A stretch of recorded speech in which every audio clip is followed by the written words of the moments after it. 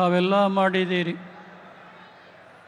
ಸನ್ಮಾನ್ಯ Shri B S ಯಡಿಯೂರಪ್ಪನವರು ರಾಜಕೀಯ ಕ್ಷೇತ್ರದಲ್ಲಿ ನಿರಂತರವಾಗಿ 50 ವರ್ಷಗಳ ಕಾಲ ಶ್ರಮಿಸಿ ಪುರಸಭಾ ಸದಸ್ಯತ್ವದಿಂದ ಹಿಡಿದು ರಾಜ್ಯದ ಪ್ರಭಾವಿ ಮುಖ್ಯಮಂತ್ರಿಗಳಾಗಿ ಯಾರೂ ಮಾಡದೇ ಇರುವಂಥ ಅತ್ಯದ್ಭುತ ಕಾರ್ಯಗಳನ್ನು ಮಾಡಿ ಎಲ್ಲ ಜಾತಿ ಜನಾಂಗದವರ ಸಂಪ್ರೀತಿಯನ್ನು ಗಳಿಸಿಕೊಂಡಂಥವರು ಸನ್ಮಾನ್ಯ ಶ್ರೀ ಬಿ ಎಸ್ ಯಡಿಯೂರಪ್ಪನವರು. ಬಹುಶಃ ಅವರು ಈ ರಾಜ್ಯದ 4 ಹಂತಗಳಲ್ಲಿ ಮುಖ್ಯಮಂತ್ರಿಗಳಾಗಿ ಕಾರ್ಯವನ್ನು ನಿರ್ವಹಿಸಿದ್ದು ಒಂದು ವಿಶೇಷವಾದಂಥ ದಾಖಲೆ ಅನ್ನುವುದನ್ನು ಹೇಳಲಿಕ್ಕೆ ಮರೆಯೋದಿಲ್ಲ. ಒಮ್ಮಿಂದೊಮ್ಮೆಲೆ ಅಧಿಕಾರದ ಗದ್ದುಗೆಯನ್ನು ಅವರು ಏರಿದಂಥವರಲ್ಲ.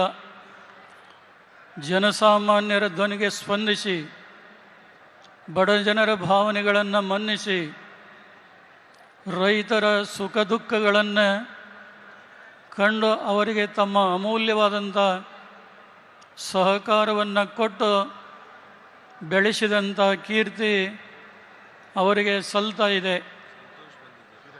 ಇನ್ನೊಂದು ಮೇಲಾಗಿ ಆ ಜಾತಿ ಈ ಜಾತಿ ಅನ್ನದೇ ಸರ್ವ ಜನಾಂಗಗಳ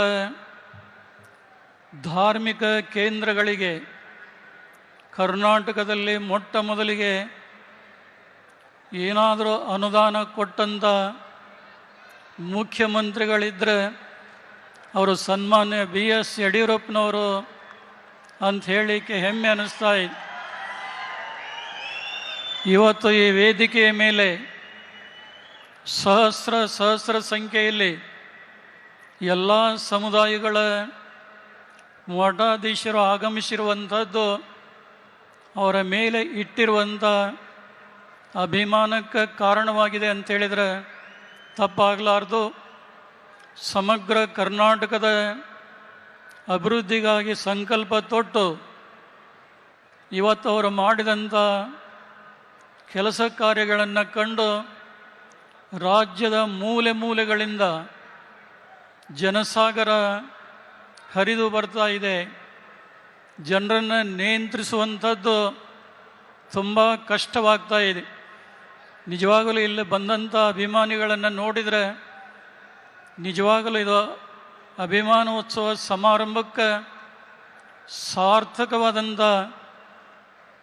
ಸಮಾರಂಭ ಆಗಿದೆ ಅಂಥೇಳಿ ನಮ್ಮೆಲ್ಲ ಮಠಾಧೀಶರು ಕೂಡ ಹೃದಯ ತುಂಬಿ ಅವರಿಗೆ ಈ ಸಂದರ್ಭದಲ್ಲಿ ಹಾರೈಸ್ತಾ ಇದ್ದೇವೆ.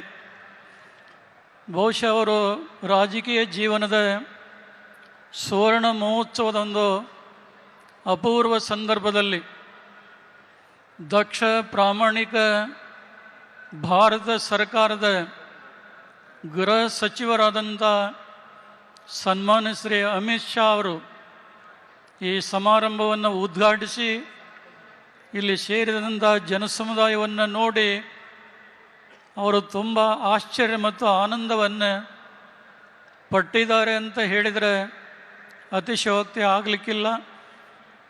ಇನ್ನು ಮುಂದಿನ ಅನೇಕ ಗಣ್ಯರು ಎಲ್ಲರೂ ಕೂಡ ಈಗಾಗಲೇ ಮಾತನಾಡಿದ್ದಾರೆ. ಇನ್ನೂ ಕೆಲವರು ಕೂಡ ಮಾತನಾಡುವಂಥವರಿದ್ದಾರೆ. ಇಂದು ಅವರು ರಾಜಕೀಯ ಜೀವನದಲ್ಲಿ 50 ವರ್ಷಗಳನ್ನು ಅವರು ಕಳೆದಿರಬಹುದು. ಮುಂದಿನ ಭವಿಷ್ಯತ್ತಿನ ದಿನಗಳಲ್ಲಿ ಅವರ ಬೆಂಬಲ, ಅವರ ಸಹಕಾರ ಪಕ್ಷ ಪಡೆದುಕೊಂಡದ್ದಾದರೆ ಅದರಿಂದ ಇನ್ನಷ್ಟು ಮತ್ತಷ್ಟು ಈ ರಾಜ್ಯಕ್ಕೆ ಜನಸಮುದಾಯಕ್ಕೆ ಒಳ್ಳೆಯದಾಗೋದರಲ್ಲಿ ಅನುಮಾನ ಇಲ್ಲ. ಇವತ್ತು ಅವರು ತಮ್ಮ ಜೀವನದಲ್ಲಿ ರಾಜಕೀಯ ಜೀವನ ಸುವರ್ಣ ಮಹೋತ್ಸವ ಆಚರಿಸಿದರೆ ಮುಂದೊಂದು ದಿನ ಸುವರ್ಣ ಮಹೋತ್ಸವ, ಅಮೃತ ಮಹೋತ್ಸವ, ಸುವರ್ಣ ಶತಮಾನೋತ್ಸವ ಆಚರಿಸಿಕೊಳ್ಳುವಂಥ ಸೌಭಾಗ್ಯ ಅವರ ಪಾಲಿಗೆ ಒಲಿದು ಬರಲಿ. ಮತ್ತು ಅವರ ಮೇಲೆ ಈ ನಾಡಿನ ಎಲ್ಲ ಜನತೆ ಏನು ನಂಬಿಕೆ ವಿಶ್ವಾಸಗಳನ್ನು ಇಟ್ಟಿದ್ದಾರೆ ಆ ನಂಬಿಕೆಗೆ ಯಾವತ್ತೂ ಕೂಡ ದ್ರೋಹ ಬಗೆದಂತೆ ಮುಂದೊಂದು ದಿನ ಸುವರ್ಣ ಮಹೋತ್ಸವ, ಅಮೃತ ಮಹೋತ್ಸವ, ಸುವರ್ಣ ಶತಮಾನೋತ್ಸವ ಆಚರಿಸಿಕೊಳ್ಳುವಂತಹ ಸೌಭಾಗ್ಯ ಅವರ ಪಾಲಿಗೆ ಒಲಿದು ಬರಲಿ ಮತ್ತು ಅವರ ಮೇಲೆ ಈ ನಾಡಿನ ಎಲ್ಲ ಜನತೆ ಏನು ನಂಬಿಕೆ ವಿಶ್ವಾಸಗಳನ್ನು ಇಟ್ಟಿದ್ದಾರೆ ಆ ನಂಬಿಕೆಗೆ ಯಾವತ್ತೂ ಕೂಡ ದ್ರೋಹ ಬಗೆದಂತೆ ಎಲ್ಲರನ್ನೂ ಸಮಾನವಾದಂಥ ದೃಷ್ಟಿಯಿಂದ ಕಂಡಂಥ ಜನನಾಯಕರು BS ಯಡಿಯೂರಪ್ಪನವರು.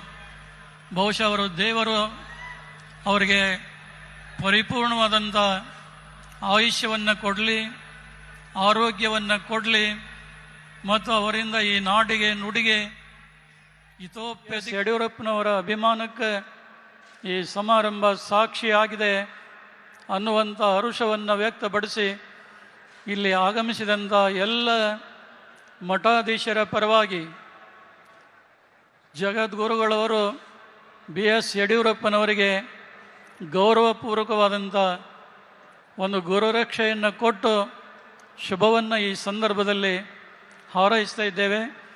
ಈ ಅಪೂರ್ವ ಸಮಾರಂಭದಲ್ಲಿ ಸಮ್ಮಿಲಿತರಾದಂಥ ತಮ್ಮೆಲ್ಲರಿಗೆ, ವೇದಿಕೆಯ ಮೇಲಿರುವಂಥ ಗಣ್ಯಮಾನ್ಯರಿಗೆ, ಪರಮದಯಾಳು ಪಾರ್ವತಿ ಪರಮೇಶ್ವರರು, ಜಗದಾದಿ ಜಗದ್ಗುರು ರೇಣುಕಾದಿ ಪಂಚಾಚಾರ್ಯರು, 12ನೇ ಶತಮಾನದ ಬಸವಾದಿ ಶಿವಶರಣರು ತಮಗೆಲ್ಲ ಆಯುಷ್ಯ, ಆರೋಗ್ಯ, ಭಾಗ್ಯ, ಸುಖ ಸಂಪದಗಳನ್ನು ಕೊಡಲಿ ಅಂತೇಳಿ ಹಾರೈಸಿ ಈ ಅಲ್ಪ ಸಂದೇಶಕ್ಕೆ ವಿರಾಮ ಕೊಡ್ತಾ ಇದ್ದೇವೆ. ಶಿವಂಭೂಯಾತ್.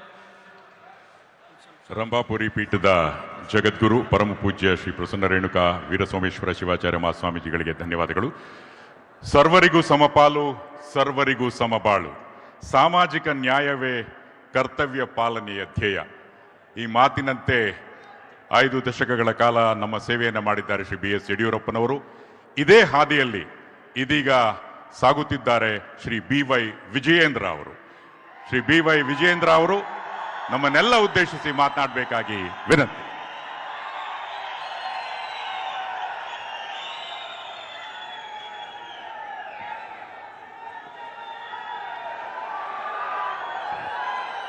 बोलो भारत माता की, बोलो भारत माता की. ವೇದಿಕೆ ಮೇಲೆ ಆಸೀನರಾಗಿರ್ತಕ್ಕಂಥ ಎಲ್ಲ ಈ ನಾಡಿನ ಪರಮ ಪೂಜ್ಯ ಜಗದ್ಗುರುಗಳು, ಪರಮ ಪೂಜ್ಯ ಸ್ವಾಮೀಜಿಗಳು, ವೇದಿಕೆ ಮೇಲೆ ಮತ್ತು ವೇದಿಕೆ ಪಕ್ಕದಲ್ಲಿ ಆಸೀನರಾಗಿರ್ತಕ್ಕಂಥ ಎಲ್ಲ ಹರಗುರು ಚರಮೂರ್ತಿಗಳ ಪಾದಾರವಿಂದಗಳಲ್ಲಿ ಭಕ್ತಿಪೂರ್ವಕ ಪ್ರಣಾಮಗಳನ್ನು ಸಲ್ಲಿಸುತ್ತಾ, ವೇದಿಕೆ ಮೇಲೆ ಆಸೀನರಾಗಿರ್ತಕ್ಕಂಥ ಈ ದೇಶದ ಉಕ್ಕಿನ ಮನುಷ್ಯ ಎಂದೇ ಖ್ಯಾತಿಯಾಗಿರುವಂತಹ ಕಾಶ್ಮೀರದಲ್ಲಿ ಆರ್ಟಿಕಲ್ 370 ಬುಡ ಸಮೇತ ಕಿತ್ತಾಕಿರ್ತಕ್ಕಂಥ, ಇಡೀ ದೇಶದಲ್ಲಿ ನಕ್ಸಲಿಸಮ್ ಅನ್ನು ಕೂಡ ಬುಡ ಸಮೇತ ಕಿತ್ತಾಕಿರ್ತಕ್ಕಂಥ ಈ ದೇಶ ಕಂಡಂತ ಅಪ್ರತಿಮ ನಾಯಕ ಗೃಹ ಸಚಿವರಾಗಿರ್ತಕ್ಕಂಥ ಮಾನನೀಯ ಅಮಿತ್ ಶಾಜಿ ಅವರೇ, ವೇದಿಕೆ ಮೇಲೆ ಆಸೀನರಾಗಿರ್ತಕ್ಕಂಥ ಎಲ್ಲ ಮಾಜಿ ಮುಖ್ಯಮಂತ್ರಿಗಳೇ, ಕೇಂದ್ರ